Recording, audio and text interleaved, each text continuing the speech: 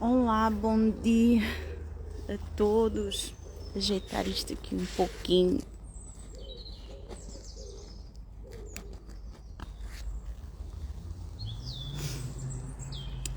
Então,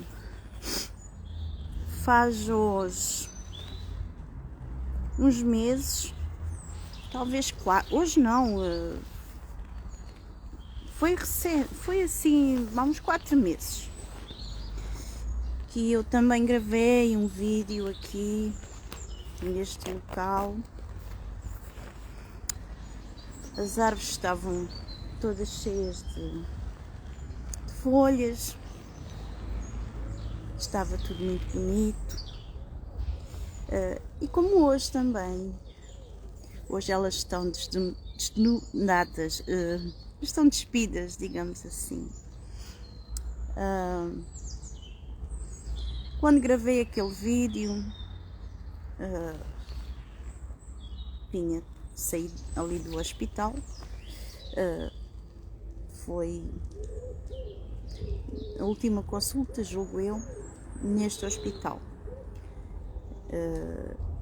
porque foi a consulta dos diabetes para controlar e depois iria dar início às quimioterapias e àquele processo, já todo ele para o câncer, não é? E então vinha a última consulta daquela fase, para que me fosse receitada a medicação até um determinado período, que foi até hoje. E eu fiz aquele vídeo, apesar de saber que era um câncer maligno, apesar de já ter passado por algumas coisas até ali, fiz aquele vídeo com esperança, cheia de esperança, cheia de fé, porque era isso que eu também queria passar às pessoas, que me pudessem seguir, que tivessem o mesmo que eu, que pudessem vir a ter o mesmo que eu. Cada caso é um caso, mas realmente aquele vídeo eu depois vou colocar os dois para vocês verem.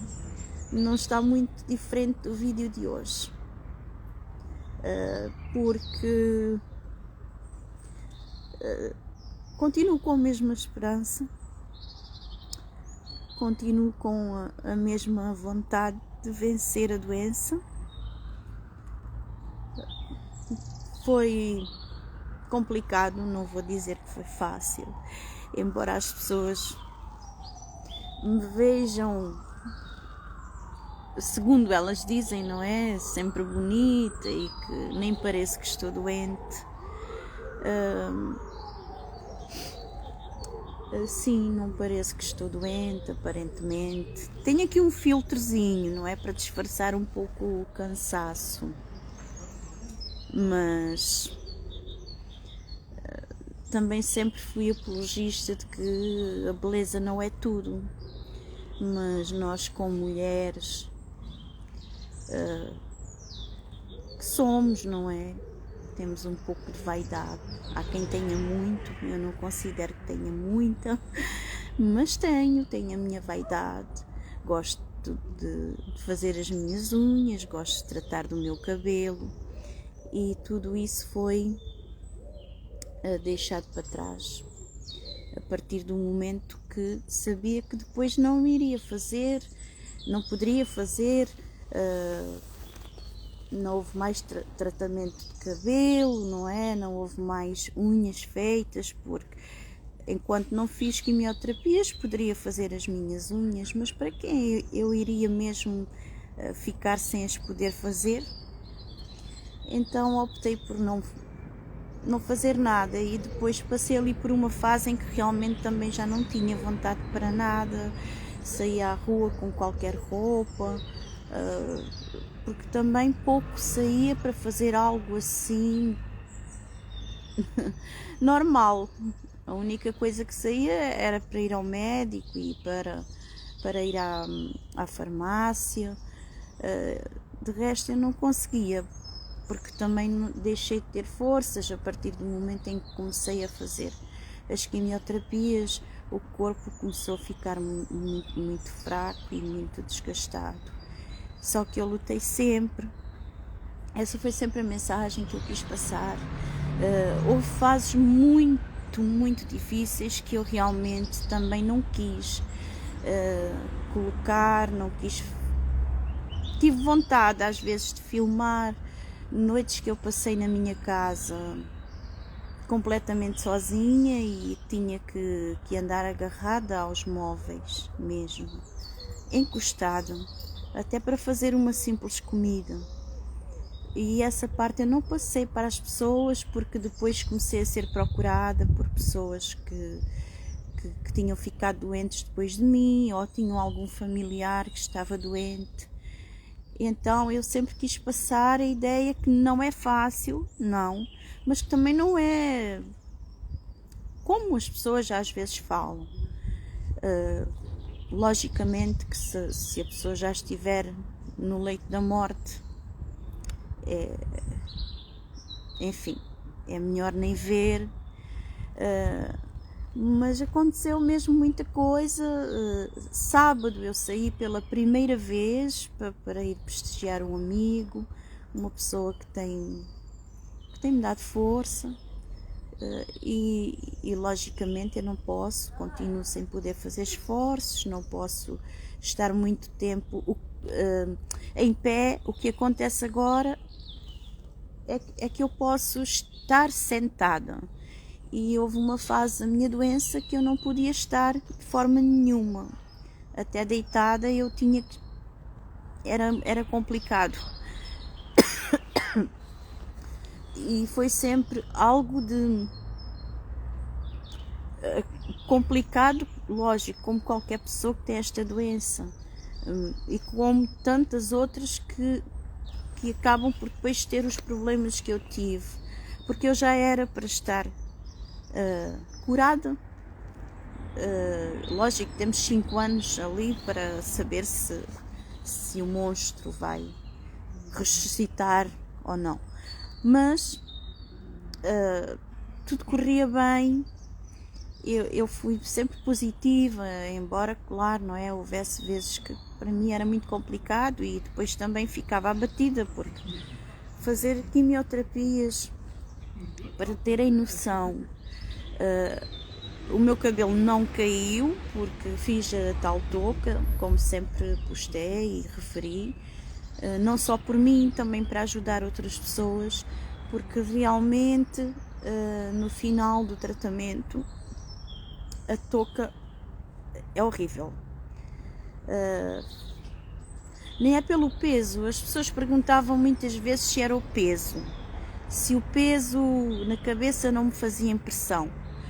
Fazia um pouco, mas não era muito. Depois habituava-me. Era mais complicado porque sou muito ansiosa e eu não conseguia me concentrar, ficar lá 2, 3 horas de tratamento assim, dormindo, por exemplo, não conseguia.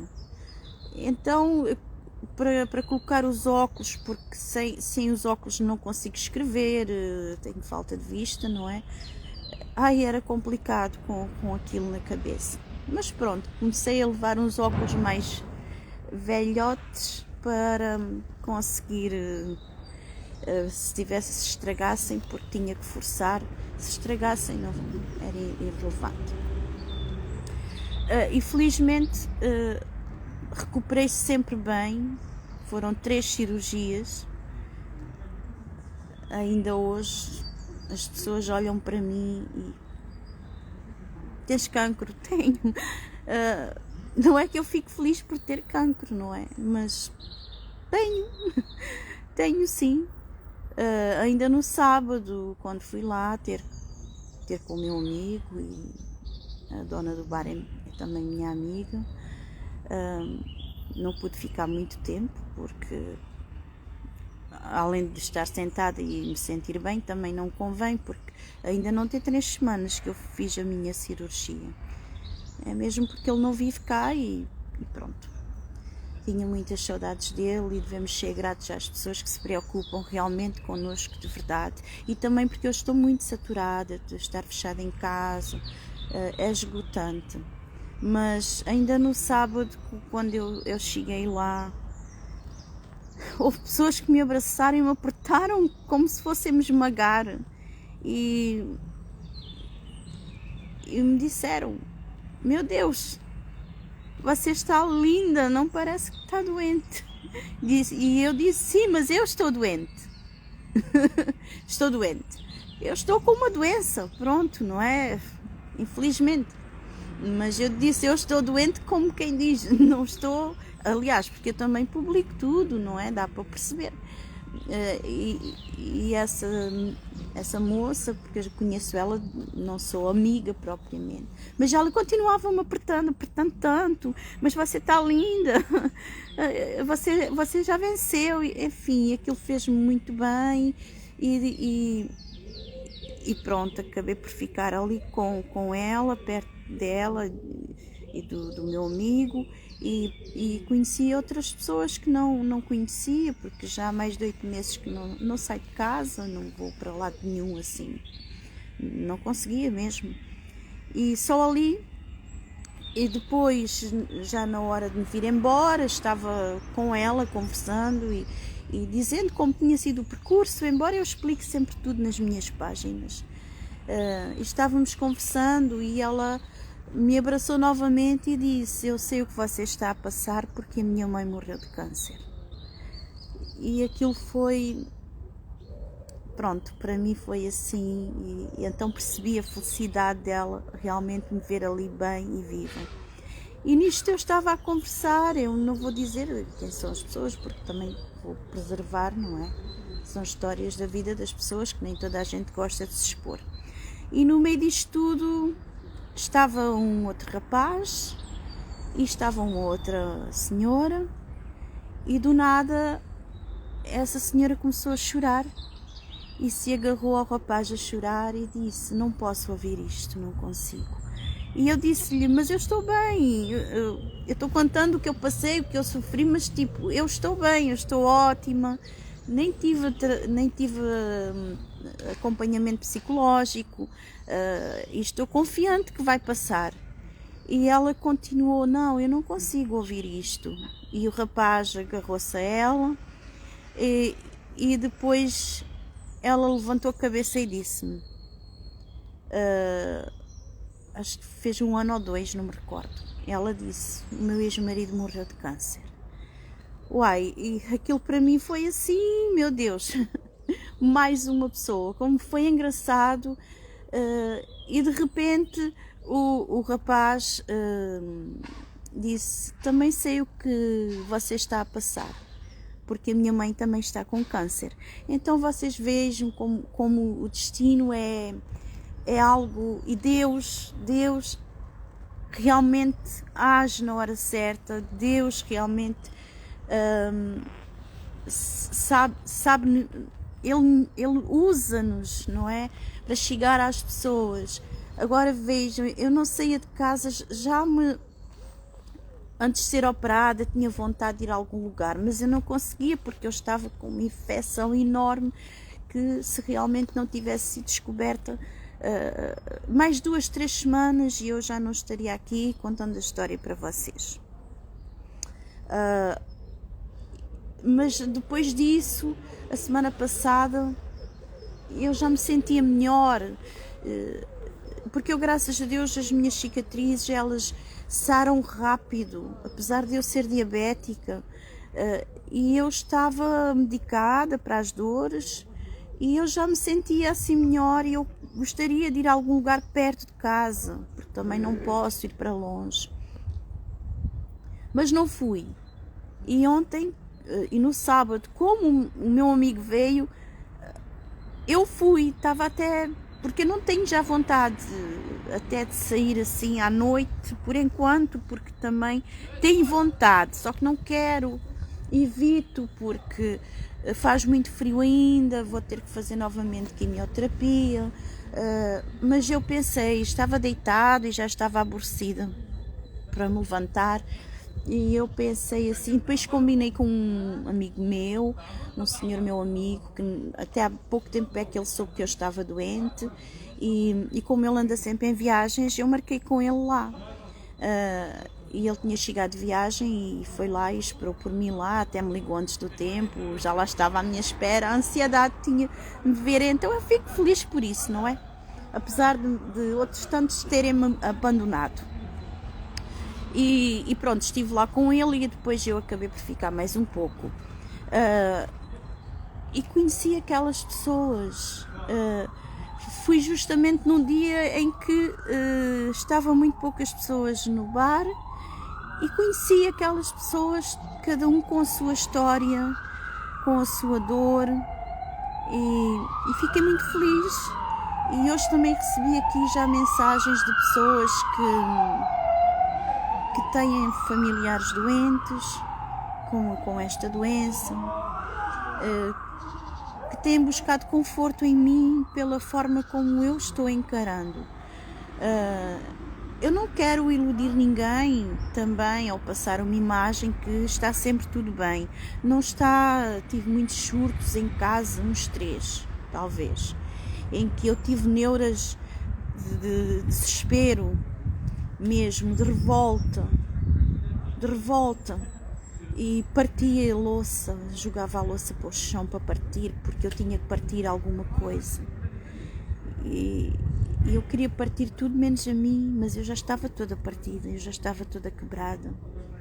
O meu organismo por dentro todo rebentado, porque em 8 meses, 3 cirurgias, e quando eu já... Foi sempre uma complicação para eu chegar à dita cura, não é? Que era a quimio. Exames que não podiam ser feitos porque os diabetes não deixavam. Foi sempre muito complicado, sempre atrasos de 2 meses. E sempre que eu estava vendo a chegar perto, é como se nós estivéssemos numa corrida, quiséssemos vencer, e quando estamos perto acontece algo, é como se nós fôssemos ganhar aquela corrida mesmo, mas já em cima quase da meta nós caímos, mais ou menos isso é a descrição que eu tenho para dizer aquilo que eu senti. Então era horrível. E depois de acabar as quimioterapias, faltava uma quimioterapia, fui fazer um exame, não é? O exame de imagem e a simulação para me preparar para a radioterapia. E então quando nos chamaram ao hospital de urgência, porque eu até ali já tinha ficado mesmo muito mal, depois as quimios estavam a acabar, mas eu julgava que era das quimios, já o desgaste do corpo, porque a minha quimio foi uma quimio muito agressiva. E então, quando vou fazer esse exame, no exame de imagem acusa que eu teria outro suposto câncer. Os médicos não deram certeza, porque obviamente não tinham, mas tive que fazer um PET scan, não é? Para confirmar, para fazer uma biópsia, e depois fiz a biópsia quando fiz a cirurgia. E no PET scan realmente acusou que toda a minha parte direita, do lado direito, até ao fígado, estava contaminada. E aquilo para mim foi um balde de água geladíssima. Geladíssima porque é assim, eu pensava, meu Deus, se tivesse sido no início do tratamento, 2 meses de tratamento, mas não, no fim, porque fui impedida de fazer a radioterapia. Não pude mais fazer a radioterapia porque a radioterapia são raios e, aliás, tinham que saber o que eu tinha. E estava muito próximo do fígado, tudo o que ele viu estava junto aos vasos sanguíneos todos que nós temos ali. Ele disse que estava de difícil acesso e iria ser uma cirurgia muito, muito complicada. Prepararam tudo, como se realmente fosse acontecer algo dramático, drástico. E só na manhã é que os médicos nos informaram que ia ser uma cirurgia muito delicada e muito complicada, embora o médico já nos tivesse dito que ele iria tentar tirar aquela parte em cima junto ao fígado, mas que havia um nódulo que ele possivelmente não ia chegar lá, mas que caso fosse um câncer ele era muito pequenino e mesmo sendo maligno, isto é, seria uma metáfise do outro, ou poderia ser um câncer que tivesse escondido ali e nunca se viram. Havia 1001 suposições. E pronto, e fui para casa, confiante, apesar de triste, e dizendo, meu Deus, não, isso não está a acontecer comigo. Agora no final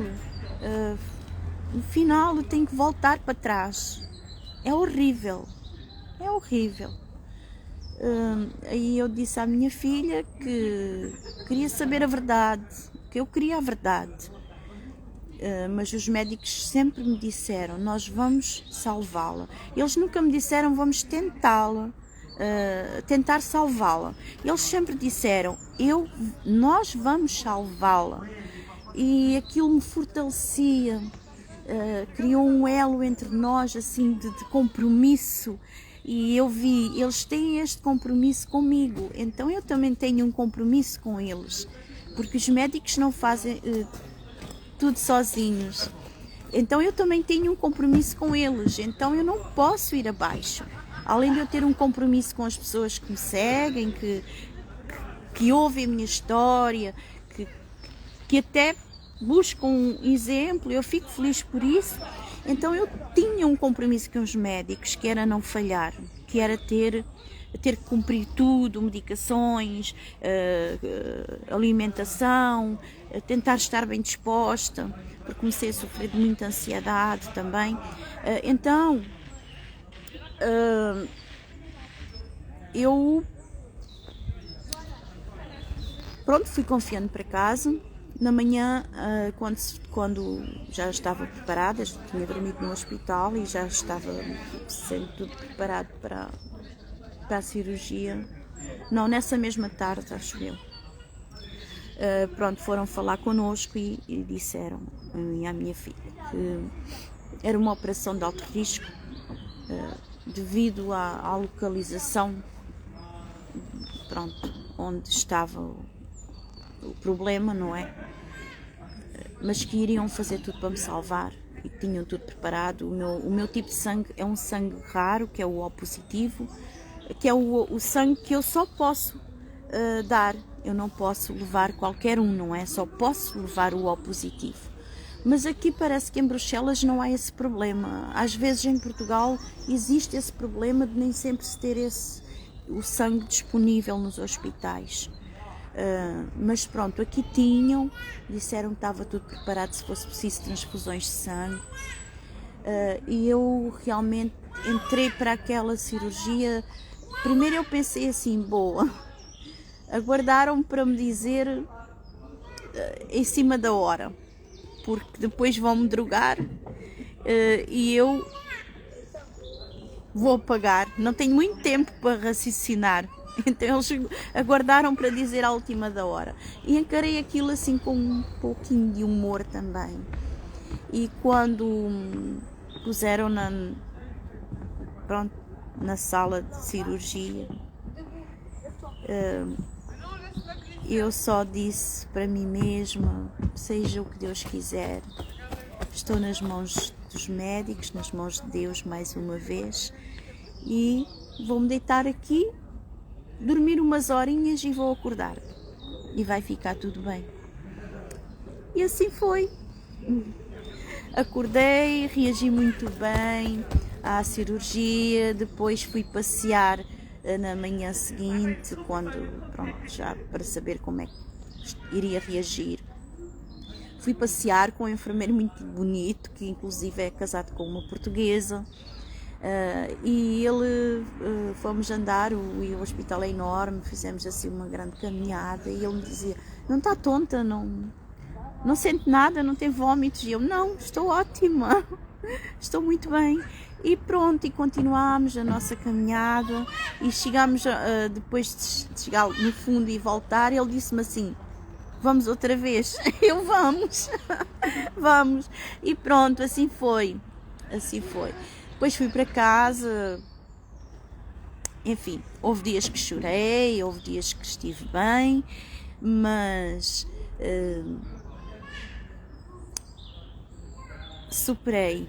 Quando veio o resultado, não era um câncer, foi uma infecção muito grave, que realmente se apoderou de mim toda, da parte direita, uma infecção devido à cicatriz da trompa, e pode ter ficado mal feito, foi a outra cirurgia que eu tinha feito no outro hospital. Pode ter sido devido a eu fazer esforços, porque eu fiz esforços depois da cirurgia, porque vivo só e não tenho ninguém para me ajudar.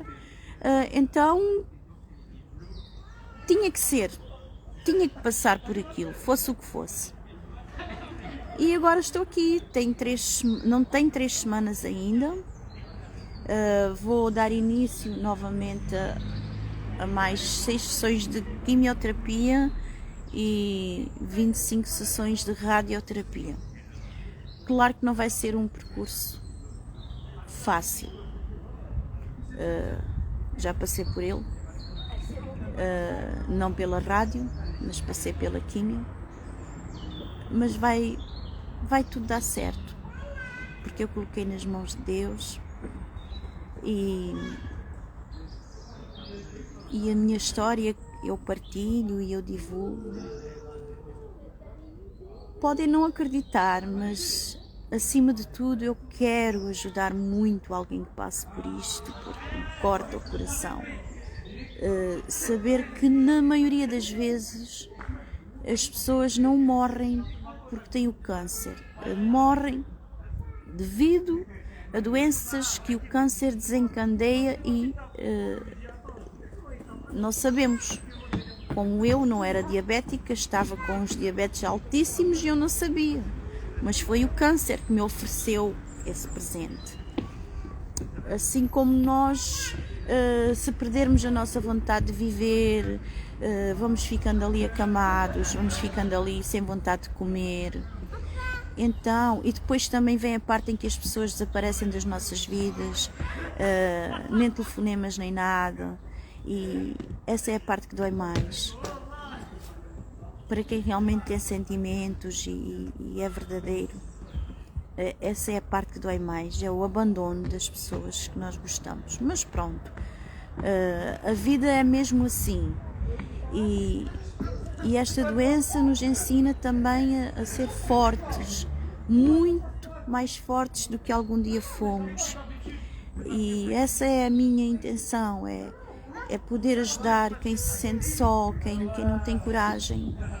E mesmo que nós tenhamos que partir, como eu digo sempre, faz parte da vida. Não é fácil aceitar, mas faz parte da vida, não é? Mas nunca percam a força, a coragem. Se tiverem que chorar um dia, porque há dias que vamos estar muito mal, nós vamos chorar.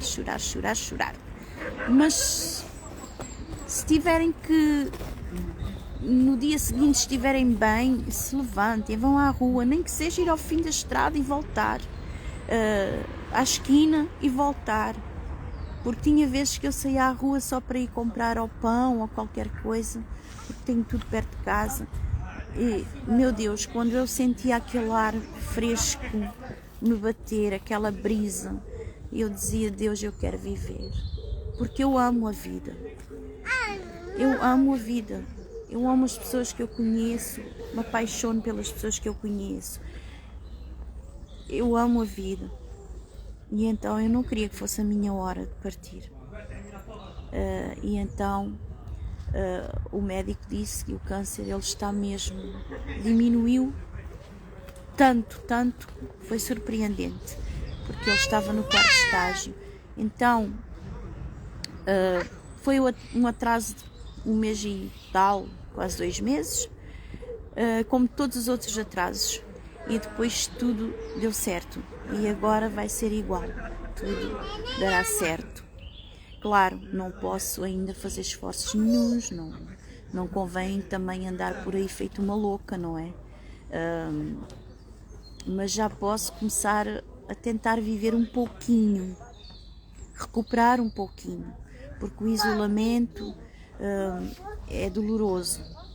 Estarmos fechados numa casa 8 meses, 8 meses, e sempre com notícias desagradáveis, sempre.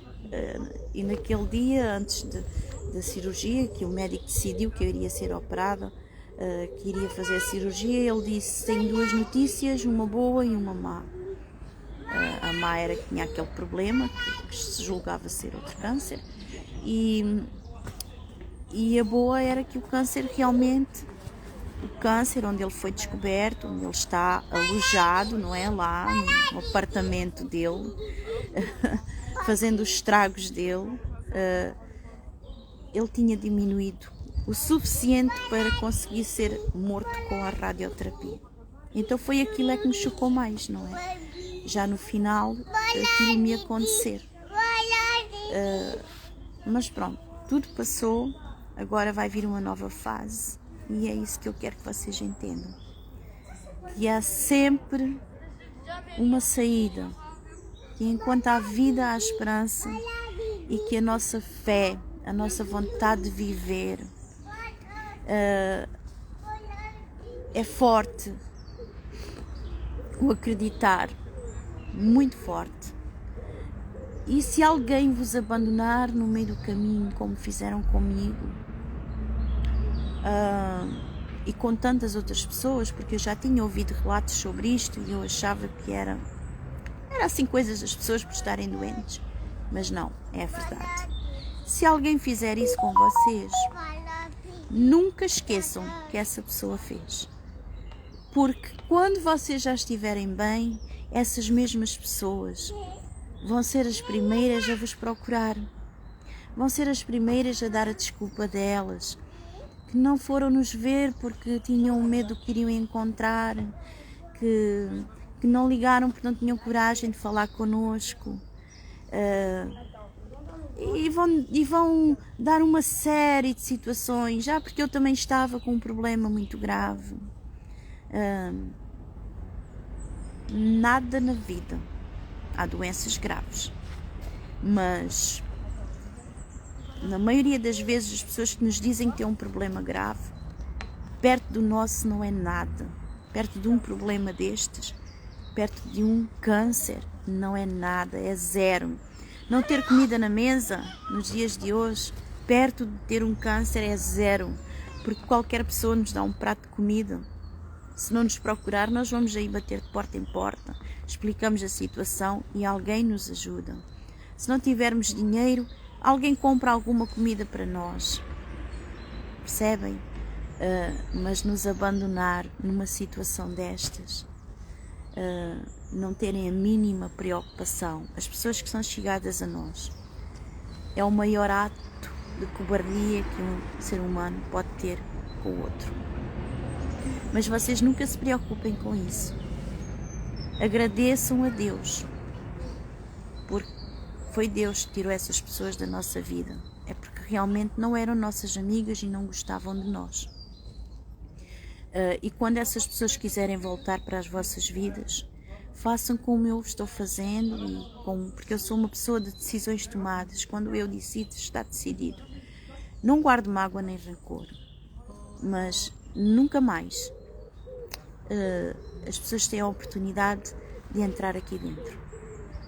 Posso privar até com elas, posso me sentar numa mesa, mas aquela pessoa estar ali falando comigo, contando alguma história, é-me completamente indiferente.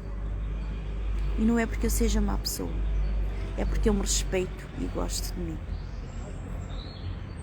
Então não vou permitir que alguém que não goste me use, me manipule e se aproveite da minha boa vontade, como tantas vezes já fizeram. Então esta é a mensagem que eu quero deixar hoje para vocês, aqui à saída do hospital, neste jardim tão bonito, e apesar das folhas já estarem secas, as árvores já estarem nuas, o dia está bonito. Então, se vocês quiserem alguma vez falar, conversar, algum problema destes que tenham, alguém na família, podem me procurar. Às vezes é difícil eu responder e agradeço a vocês, como estão-me aqui a agradecer por eu divulgar e partilhar e dar a conhecer a minha história. Não quero ser uma heroína, quero ser alguém que pode tentar ajudar os outros. Então eu também agradeço a vocês por me acompanharem, por ouvirem os meus testemunhos, por me darem força, e sejam felizes da forma que vocês quiserem, desde que vocês não incomodem ninguém. Sejam felizes. Se quiserem se vestir todos de preto, de amarelo, de laranja, de vermelho, só não andem nus, não é? Ou nuas. Mas se quiserem vestir amarelo, se quiserem usar sandálias no inverno, botas no verão, façam o que vocês quiserem. Nunca se importem que vos chamem exocêntricos, que vos chamem... há pessoas, existem algumas pessoas, eu não tenho rivais, tenho pessoas que me invejam. Invejam pela forma de ser que eu tenho de encarar a vida e ser uma pessoa sempre alegre e espontânea. Porque de resto não tenho nada, não tenho riquezas nenhumas, não tenho nada. Mas não tenho inimigos, não considero essas pessoas minhas inimigas. Considero as fãs obscenas, criaturas irrelevantes para mim.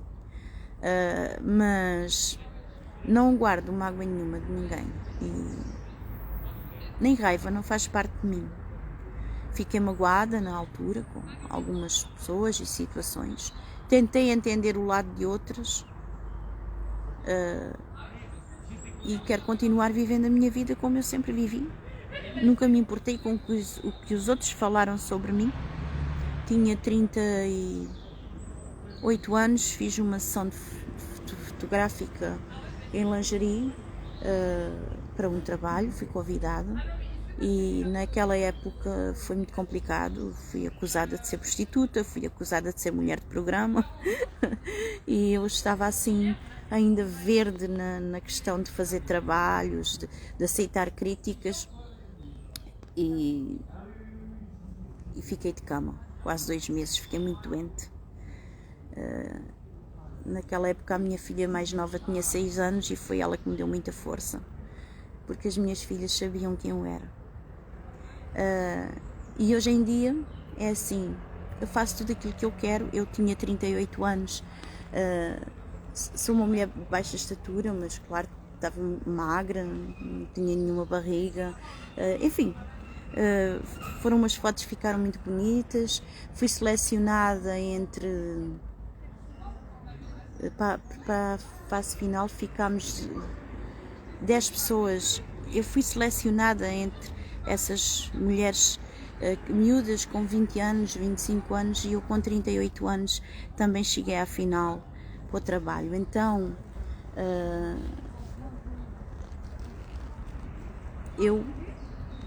foi um trabalho que eu fiz, que eu gostei muito, e naquela época podia até se calhar ter ganho muito dinheiro fazendo mais trabalhos, e não fiz porque não estava em condições psicológicas.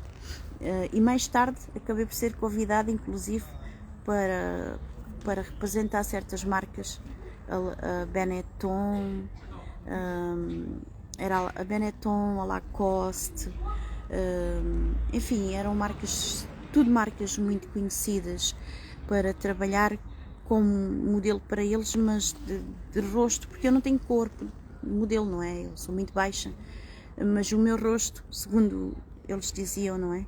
Era muito chamativo, e pronto, fui convidada, e na época não quis, não estava preparada para o que poderia vir depois, e tinha as minhas filhas pequenas. Então, quando eu surgi em Bruxelas, tentando trabalhar na área artística, as pessoas não sabiam quem eu era, obviamente, mas houve algumas que depressa se aperceberam que realmente eu tinha carisma e isso começou a incomodar as pessoas. Na minha frente, as pessoas demonstravam ser uma coisa, por trás eram outras. Era outra coisa porque eu representava uma ameaça. E nem era uma ameaça a determinada profissão, mas dentro da área artística sempre fiz tudo. Escrevo poemas, escrevo letras de músicas, fiz telenovela, trabalhei ao lado de grandes nomes em Portugal, e naquela época eu não estava preparada, mas também não estava focada naquilo. Gostava de fazer uns trabalhos, mas não estava assim focada e recebi até ofertas interessantes, mas tudo na hora certa, não é? Tenho orgulho porque é assim, nunca pisei ninguém, nunca passei por cima de ninguém, sempre fui minimamente educada e respeitei o trabalho de cada um. Sou da opinião que há lugar para todos nós temos o nosso brilho, e então muitas vezes as pessoas julgam ou nem sei se julgam, que eu gosto de aparecer, que eu quero estar acima de qualquer um. Não. Não é bem assim no sentido em que pensam, não é? Mas logicamente que eu, para conseguir algum destaque, tenho que aparecer, certo? Porque quando somos figuras públicas ou queremos ser figuras públicas, seja em que área for, seja como cantora, bailarina, seja como for, nós temos que aparecer, não é? Mas o que incomoda é que eu sei fazer tudo um pouco. Eu me desenrasco em qualquer área, qualquer que seja a vertente, não é? E isso incomoda. Então, não se sintam tão incomodados, não façam tantos perfis falsos, não percam tanto tempo comigo, porque eu estou muito bem como estou. Vou correr sim atrás dos meus sonhos, dos meus ideais, cada vez mais, mas desta vez com mais calma e sem me importar tanto com as críticas negativas ou com o julgamento dos outros. Nunca fui pessoa de me preocupar muito com isso, mas houve fases na minha vida que isso me preocupava, ficava triste. Agora não, porque agora então que realmente essas pessoas não me pagaram contas nenhumas, não me ajudaram em nada, não me procuraram, então porque é que eu vou ter que me preocupar com o que vem de baixo, não é? Então, meus queridos, minhas queridas, hoje eu estou muito feliz, porque hoje não, já dá uns dias para cá, porque realmente estou na reta final, embora ainda tenha um percurso até ao final do verão, digamos assim, porque não é de um dia para o outro, não é? Depois, a seguir aos tratamentos acabarem, terei que fazer exames, terei que ter um certo cuidado, mas obrigada a todos, obrigado. E se eu realmente estou a conseguir ajudar alguém com os meus testemunhos, com a minha forma de encarar isto, então eu fico muito feliz por isso. E não percam a fé, nem a esperança.